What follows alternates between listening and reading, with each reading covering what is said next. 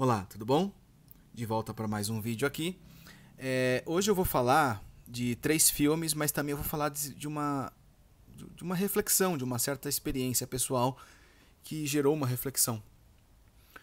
Que não é novidade nenhuma o que eu vou falar, mas enfim, como eu trato esse canal como se fosse um diário pessoal meu, eu gosto de registrar esses pensamentos assim, porque é importante até para posteridade, às vezes eu revisito o vídeo e falei tal coisa ali, eu posso desdobrar para cá, para uma outra área da minha vida, que seja.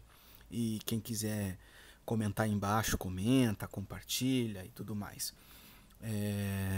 Eu vou falar de uma trilogia que eu havia visto antes, mas eu mal lembrava da experiência, até porque eu criei muita expectativa quando eu assisti, e isso fez com que não fosse tão marcante para mim. Só que agora revisitando, com um olhar um pouco mais relaxado e mais livre, me envolveu muito, e emocionalmente, e enfim, né? Que é a trilogia O Hobbit, né? Uma Jornada Inesperada, Desolação de Smaug e A Batalha dos Cinco Exércitos. A trilogia do Hobbit, né? Que precede a trilogia do Senhor dos Anéis, baseada na obra do John Ronald Reuel Tolkien, né? O J.R.R. Tolkien, que, enfim, escreveu esses livros e, entre outros, escritos que geraram outras obras como Silmarillion, Contos Inacabados, enfim. E para além desses filmes, o que eu estou propondo aqui é uma reflexão sobre o papel emocional do cinema, né? O papel de entretenimento no sentido de envolver, de nos cercar e nos envolver, seja emocionalmente, seja sensorialmente, seja esteticamente, né? Eu não estou defendendo o filme como um filme, os 3 filmes, no caso é um filme só, dividido em 3 partes, mas eu não estou defendendo como o filme perfeito, a melhor trilogia já feita na história, não. Não é sobre isso, e O Senhor dos Anéis também não é isso, assim como é muito difícil falar qual filme é o perfeito, qual filme é o essencial. Existem alguns na lista, eu já fiz um top 10 uma vez, que envolvem alguns filmes que eu coloquei como essenciais da história do cinema. E um dia eu até falo aqui num vídeo sobre cada um deles, mas vamos ver o que dá pra fazer. O que eu quero propor aqui é pensar na ideia de entretenimento, e entretenimento não quer dizer só se divertir, mas é refletir, é sentir, é experienciar algo, né? E esse algo se torna prazeroso na medida em que ele nos envolve emocionalmente. Não quer dizer que vai ser uma experiência gostosa, por exemplo, um filme de terror, né? Não vai ser uma experiência deliciosa de, de, de, de se sentir, né? De se ter, mas vai nos entreter e nos envolver o suficiente para que aquela experiência nós tratemos momentaneamente como algo real, palpável, nos aproxima das personagens, nos aproxima das situações. Para além disso, eu acho interessante colocar também que o papel do cinema, principalmente o cinema comercial, que o Hobbit faz parte, é o envolvimento emocional com a narrativa, com a história. E nesse sentido o filme cumpre seu papel, né? Os 3 filmes cumprem muito bem o papel deles. Então eu vejo, claro, tem os problemas de linguagem, os problemas de direção que eu vejo aqui e ali, essa repetição. O terceiro filme sofre de um problema que estica demais o roteiro de um livro mais simples, mas isso são coisas que outros críticos de cinema vão falar muito melhor que eu. Não acho que eu esteja apto a falar disso, não nesse vídeo, talvez eu fale mais pra frente. Mas enfim, o que eu quero falar aqui é que o Hobbit me proporcionou uma experiência que eu tive muito quando pré-adolescente, quando adolescente, quando criança, que é essa parte nostálgica, essa sensação nostálgica. Quando acabou o último filme da trilogia, eu me emocionei porque eu estava sentindo saudade das personagens.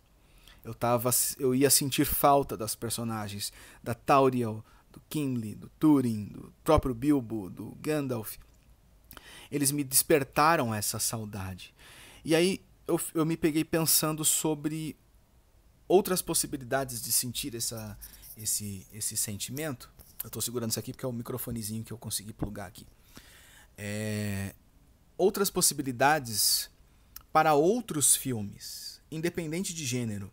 Por exemplo, é muito fácil a gente ter esse tipo de sensação com uma trilogia como Hobbit. É muito fácil a gente ter esse tipo de sensação como uma trilogia como De Volta para o Futuro, por exemplo. Mas o que eu queria propor aqui é de todos os vídeos que eu fiz aqui nesse canal até então, e todas as dicas, as pessoas que assistem aqui que de repente busquem assistir algum filme novo, algum filme raro, algum filme fora da caixa, eu busco propor esse mesmo envolvimento emocional, pelo menos numa primeira assistida. Porque quando fala filme, o filme da Europa Oriental, né, do leste europeu, feito na Lituânia, preto e branco, logo já cria uma resistência. Da mesma forma, a pessoa que está acostumada com esse filme da Lituânia aí, dos anos 60, das novas ondas, dos novos cinemas mais experimentais, cria uma certa resistência com os filmes comerciais. Então, o que eu gostaria, num mundo ideal, né, não sei se isso é possível ou não, é que a gente se deixasse envolver pela narrativa, pela experiência do cinema, como se fosse aquela primeira vez que a gente assistiu ao filme no cinema. Né? Eu lembro a primeira vez que eu assisti um filme no cinema foi a reexibição de Branca de Neve no Cine Gazeta, aqui no centro de São Paulo, ficava aqui na Avenida Paulista. Eu moro perto da Avenida Paulista. E no prédio da Gazeta, da Rede Gazeta, tinha o Cine Gazeta. Hoje não é mais Cine Gazeta, hoje é outra coisa. Ali tem o cinema da Reserva Cultural, né? E eu lembro da minha experiência, foi uma coisa que derreteu minha mente, assim. E posteriormente eu fui no Cine Gemini, que é do outro lado da Avenida Paulista, assistir Fível, um conto americano. E posteriormente eu fui ao Cine Sesc assistir o filme do Fofão, sabe? Eu assisti no Cine Jamor, que ficava na Santa Cruz. Eu assisti filmes dos Trapalhões. Eu assisti Meu Primeiro Amor, com Macaulay Culkin. Eu assisti Batman, do Tim Burton. Ou Mortal Kombat, ou Independence Day. Esses filmes comerciais que não são bons, mas ok. Me envolviam na época e ainda me envolvem, né, de certo modo. Eu tenho muito carinho por eles. Da mesma forma que eu vou a um Cine Belas Artes, a uma reserva cultural, a um Cine Sala, assistir a uma reexibição de um filme do Tarkovsky ou a um filme do Bergman, né? Teve uma mostra do Bergman no Cine Belas Artes. Eu fui lá e o movimento emocional que me propôs, o movimento sensorial que me propôs internamente foi o mesmo, mas para outras sensações, né? Porque o Bergman, a trilogia do silêncio, vai falar muito sobre depressão, o silêncio de Deus, o silêncio da religiosidade, então dá uma densidade na coisa, mas ao mesmo tempo eu tive a mesma nostalgia que eu tive dessas personagens do Bergman como as que eu tive agora do Hobbit, e eu acho que é uma experiência válida e necessária. Deixa eu acender essa luzinha que tá ficando escuro. Cadê a luzinha? Aqui. Pronto, que tá escurecendo, tô gravando isso aqui no final da tarde e é bom sempre ter uma luzinha reserva aqui. E é isso, eu acho que o Hobbit, mesmo com seus problemas de direção, basicamente, né, tem alguns problemas de direção, o uso extensivo de câmera lenta em alguns momentos que não precisa, ou flashbacks que são deslocados, ou problemas de estruturação de roteiro, que você vê que o roteiro está sendo esticado, né? Mas mesmo assim, o carisma do Martin Freeman, o carisma do Sir Ian McKellen, da Evangeline Lilly, os atores no geral, e aquele mundo fantástico que eu aprendi a gostar muito quando lançou O Senhor dos Anéis lá em 2001. Eu devia ter uns 17, 18 anos mais ou menos, acho que 18 anos, e me deu essa nostalgia, me deu essa sensação de saudade, de carinho por aquelas personagens, né? É um tipo de carinho pelas personagens, um tipo de envolvimento das personagens diferente de uma trilogia como a do Poderoso Chefão, por exemplo, onde os sentimentos são mais densos, mais complexos, a estética é muito mais rebuscada, muito mais firme, muito mais bonita. É um filme superior ao Hobbit, sabe? Mas isso não quer dizer que eu deva gostar menos do Hobbit por causa disso. Eu não sou obrigado a gostar de nada nem a desgostar de nada. A mesma coisa, quando eu assisti o Hobbit na época do lançamento, que foi em 2012, eu gerei uma expectativa e isso é um movimento muito desonesto para com um filme, né? Criar expectativa, o filme não era o que eu esperava. Poxa, não existe nada mais desonesto do que isso. O filme está vindo fresco, inédito para você, e você já projeta uma possibilidade de narração que não vai ser aquilo, né? Existem grandes chances de não ser aquilo. E aí a pessoa fica. E aí eu ficaria decepcionado porque o filme não apresentou aquilo que eu queria. E se de repente ele apresentou aquilo que eu precisava? Entendeu? Aconteceu isso comigo também quando eu era mais moço e assistia a Trilogia das Cores do Kieslowski. Né? Nossa, o filme chato, não era o que eu esperava. Poxa, hoje a Trilogia das Cores é uma das obras mais fundamentais que tem no cinema. E sabe, eu mordo minha língua com orgulho de ter falado aquela merda que eu falei. E ter experienciado as vivências das personagens da Trilogia das Cores com o coração aberto, né? A mente aberta e o coração aberto, porque é sempre o emocional e o intelectual ativos quando a gente assiste a um filme. Ninguém nunca desliga o cérebro quando assiste a um filme, entendeu? Então não existe isso. Então o movimento emocional que me foi proposto pela trilogia O Hobbit me fez sentir muito carinho pelas personagens. Né? Acompanhar essas aventuras, eu me senti como se eu tivesse 10, 11 anos de idade, acompanhando na sessão da tarde as aventuras dessas personagens. E foi gostoso de ver. É a mesma coisa, uma geração posterior à minha que assistiu a Harry Potter, por exemplo, e se envolveu emocionalmente. Então eu acho que o cinema ele tem, tanto para as pessoas que gostam do cinema mais comercial, filmes da Marvel, né? Não é todo filme da Marvel que tem esse envolvimento emocional. Alguns vão ter, outros não. A maioria não, mas ok, a gente elogia os bons, né? O Logan, o Vingadores Ultimato, Guerra Infinita. Poxa, quem nunca se envolveu emocionalmente com a trilogia do Guardiões da Galáxia, por exemplo? Não tem como não se envolver. Tem uma narrativa muito carinhosa para com os personagens, ainda que complexa, ainda que cruel em alguns aspectos, a gente se envolve e sente muita ternura por eles.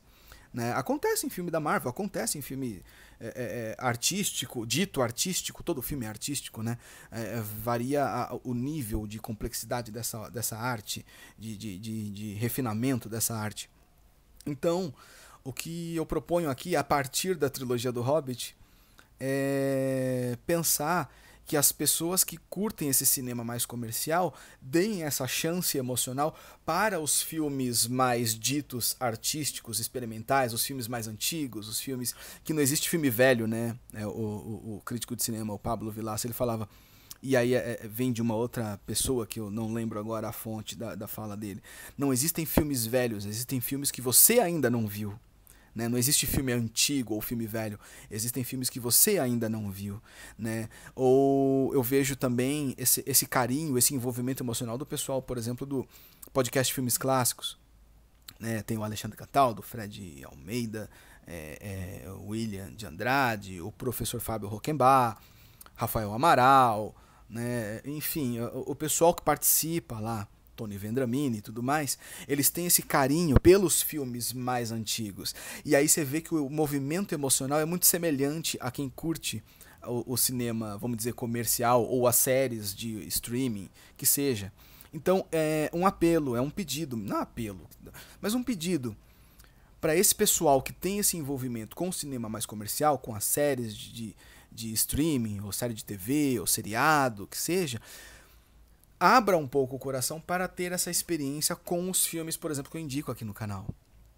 Como, por exemplo, aparecem nessas referências que eu falei, tanto do Pablo Vilaça, quanto do podcast Filmes Clássicos, quanto do podcast Cinematório e uma série de outros veículos de comunicação, né? A Versátil Home Video, Obras-Primas do Cinema, Classic Line, Imovision e tudo mais. E ao mesmo tempo eu também peço para que o público desses filmes mais complexos, vamos dizer assim, por exemplo, eu tenho aqui a coleção do Eric Romer, né, aqui, coleção do Eric Romer, aqui não é tudo, mas tem bastante coisa. O público do Eric Romer, do cinema francês lá, do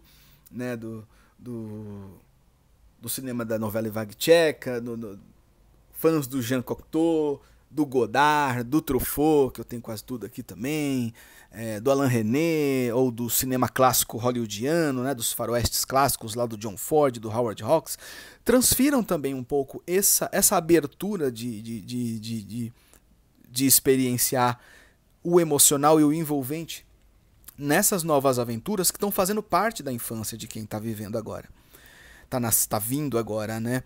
Então, o que para nós era uma delícia acompanhar as aventuras do Marty McFly e do Doc Brown, né, no De Volta para o Futuro, na nossa geração, ou do Indiana Jones, né, na franquia do Spielberg e do George Lucas, ou do Luke Skywalker, ou o que seja, transferir essa abertura de peito, né, essa abertura de coração, de experienciar essas aventuras para as aventuras das novas gerações. Então, é igualmente proporcional que um Harry Potter, que uma Katniss Everdeen do Jogos Vorazes, ou de séries, né, seja de super-heróis, seja enfim, de streamings no geral, elas estão dominando o emocional, o coração das pessoas mais novas agora, da mesma forma que o Marty McFly, né, o De Volta para o Futuro, ou Forrest Gump, nos envolveram emocionalmente. Então eu acho válido a gente ter essa experiência. E o Hobbit, eu digo com prazer, assim, mesmo não sendo o filme perfeito, e aí cabe um outro vídeo, ou talvez eu nem fale, mas me envolveu emocionalmente a ponto de eu estar com vontade de assistir agora a trilogia O Senhor dos Anéis de novo. Que eu tenho, né, a trilogia O Senhor dos Anéis, que é uma aventura maravilhosa, assim, também. Tem seus problemas? Claro que tem, não é um filme perfeito, mas eu tenho muito carinho por ela, né, que eu tenho aqui. Então fica essa reflexão, esse pequeno pensamento, assim, sobre quem está no cinema mais comercial e mais hegemônico, transferir para filmes nacionais, para filmes fora do eixo Estados Unidos, ou o eixo de gênero, fantasia, aventura e ação, essa possibilidade, essa abertura para um movimento e um envolvimento emocional em outras obras que não só os do nosso nicho, e das pessoas que estão desse outro lado do escopo, que pegam muito mais esses filmes mais complexos, mais geniais, mais perfeitos, vamos dizer assim, de grandes artistas do cinema. Não estou diminuindo ninguém, não estou elevando ninguém, não se trata disso, mas se abrir um pouco para essas novas aventuras que surgem de vez em quando, né? Eu digo isso porque a experiência de peito aberto com a trilogia do Hobbit foi muito gostosa, foi muito boa, foi muito gratificante, né? Tive um movimento emocional muito, muito gostoso mesmo. E eu tô ainda com esse sentimento. Eu acabei de assistir o terceiro, então eu tô ainda com essa sensaçãozinha de, nossa, foi gostoso acompanhar essas personagens, eu vou sentir falta delas, sabe? Então é muito gostoso isso. Da mesma forma que eu tive isso com Andrei Rublev, do Tarkovsky. Eu tive isso com personagens como, por exemplo, os filmes do Truffaut. Eu tive saudade, eu tive esse carinho. Então, é o que eu proponho, humildemente aqui, essa experiência cinematográfica, tá? Então eu falei do Hobbit muito mais pelo ponto emocional do que propriamente pelo ponto da linguagem, tá bom?